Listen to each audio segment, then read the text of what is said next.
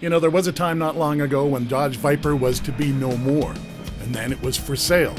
But thanks to Ralph Gilles and his vision of what the Dodge Viper really ought to be used for, the Dodge Viper Cup was invented. Now this car is called an ACRX, so it's based on the street car. This is basically a purpose-built race car for the track. They make north of 600 horsepower and about the same number in torque, and they make an incredibly competitive competition car. Last year, as many as 15 cars would compete at these races at once over 5 different racetracks, and you can see it gets awfully competitive. There were new stars that came on board, like this young man, AJ Morgan. He didn't have that great a time of it either. Ryan Shims, in that camouflage-colored car, was a standout early in the going as well, although he and veteran Ben Keating did tangle more than once. This is Bucky Lasser, the well-known skateboarder and snowboarder, had his moments as well. Bucky was able to continue though, and actually fared pretty well for a guy who's never raced one of these cars before. More action between Ben Keating and some of his contemporaries. I think that's Keith Burgess. Now here we are at the Tricky Triangle. These cars are not meant to be run on an oval course. They're set up as road course cars, but they were capable of well over 165 miles an hour on the oval.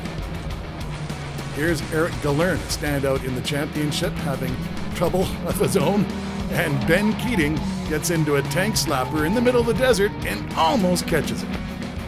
Almost gathers up AJ as well. Here's Ralph Gilles, not going to be left out of it. He gets going, albeit the wrong way.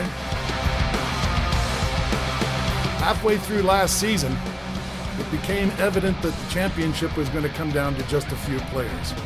Keating was one of them.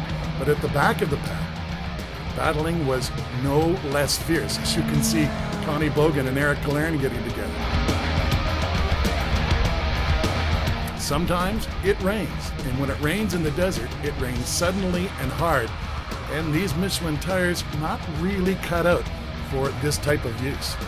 And a lot of guys spin around. The desert, just as fickle as you can imagine. It rained and then it stopped raining. With the help of Pennzoil, who's just come on board, and Michelin, this well-sponsored series has become a very, very competitive championship. Celebrity drivers at every race. Michael Von Quillick doing some high-speed agricultural work. And there's that familiar battle up front between Ryan Shims and Ben Keating.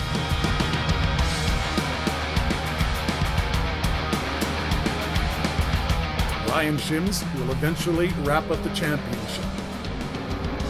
And we're doing it all over again this year as well.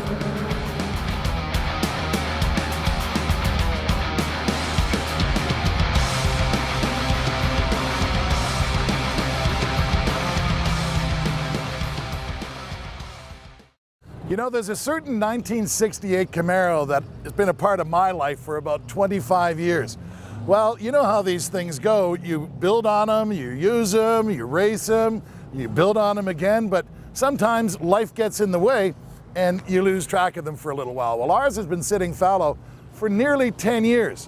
When we come back, we're going to get it ready for the Toronto International Auto Show that's going to start off its next year of fun.